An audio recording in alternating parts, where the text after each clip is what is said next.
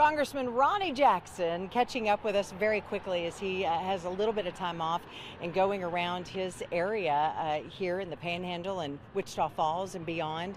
I want to talk a little bit about this last month. It has been very scary, very exciting. I want to know how former President Trump is and how that year is and what, take us a little bit. We saw you everywhere visiting and looking after him and being there. Give us a little bit of an update and some news breaking today of Kamala Harris announcing her VP pick.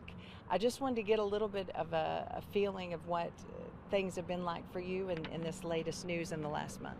Well, it's been crazy. It's been busy, of course, and I got actually involved in some stuff I wasn't planning to be involved in. I was actually here the day that President Trump was shot. I was here in Amarillo, and I was actually packing my bag. I was out of my house packing my bag to get ready to go to the convention in Milwaukee. And, Jane was going with me. We were packing our stuff. She was in one room watching the TV. I was in the other room just watching on my iPad, and I'd stopped it a couple of times while I was doing something else. And so I was kind of a little bit behind. And then she comes running in the room. She said, they shot President Trump. And I was like, what? And I was looking at, she goes, are you behind? I was like, oh my gosh. So I fast forwarded, and I couldn't believe what I saw. And I'll be honest with you, I've never had a sense of helplessness like that before ever in my entire life, because, I was at the White House for 14 years.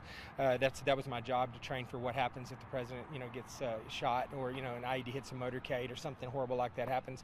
And, there it was. And, not only that, but it was President Trump, whom I'm extremely close to.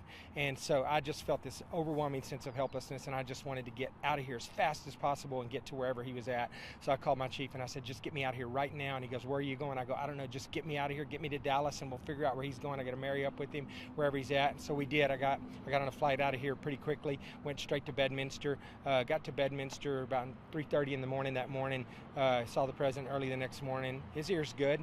He got shot in the ear with the high velocity round. I took the top part of his ear off. He had a scooped out area right over the top of his ear where the bullet passed right through there.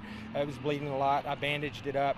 I kept it bandaged on a regular basis, and I ended up going on the plane with him to Milwaukee on his plane on Trump Force One, and spent basically the next 8 or 9 days with him. I went everywhere with him, and I kind of fell back into my old role of just following him around and being with the president. I went to the meetings he went to. I went to speech prep. Anywhere he went, I went with him.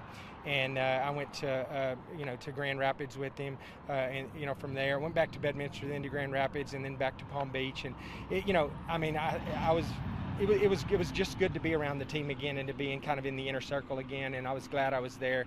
His injury, is healing well, and he's doing extremely well. And he's got great attitude. Yeah. Tell me, mentioning his opponent, Kamala Harris, announcing today the vice president pick. How are Republicans feeling with that today, and what maybe your take? It's early. It was just announced, an hour ago. Yeah, well, they picked the governor from Minnesota. I believe his name is Tim Walz. I don't know how many people actually know who this guy is, but I think the real thing to look at here is I think they strayed away from what was a lot of people thought would have been their primary pick, which would have been the logical pick, which would have been the governor from Pennsylvania. But I think that it speaks volumes about who the Democrats are nowadays, because part of the reason they didn't do that is because he's Jewish. And I don't think they wanted the image of the vice president as a Jewish American. So, we'll see how that plays out, in presidential politics coming up. But, I'm not worried about it. I think President Trump's the right pick. I think Kamala Harris has done a lot of damage to this country. I think she's the most progressive candidate that we've ever had run for office. And if she gets in, you think things have been bad under the Biden administration, you wait until we're under Harris administration. It's going to be much, much worse. Congressman, tell me, we're here. This is one of my favorite spots, and to have you here, in God we trust. Give us some kind of inspiration. People feel scared. People feel threatened. It's hard times, I feel like. Every time we talk, you're working hard for us. You want to help the people, and do you feel like our government wants to help people? Are we going to be okay in the Texas Panhandle? I feel like our current government doesn't really want to help the folks here, to be honest with you. I don't think they care about people in Texas in general. They see Texas as a red state, and I just don't think that the Biden administration, the Biden government cares much about the state of Texas in general. I think that we can correct that. I think people have to not lose hope, get out and vote, bring other people out to vote. If you don't like the government you have, you just take it back. I mean, you can take it back with your vote. We have to make sure we do that, and I think if we get a Trump administration back in, that the Texas Panhandle, great things will happen here, and I'll make sure of that. Thank you very much for taking time with Yeah. us. In God we trust, my friend, and thank you for taking time. Good luck to you. Be careful in your travels today around the great district that you have, and thank you so much. Thank you. Appreciate it, Alex.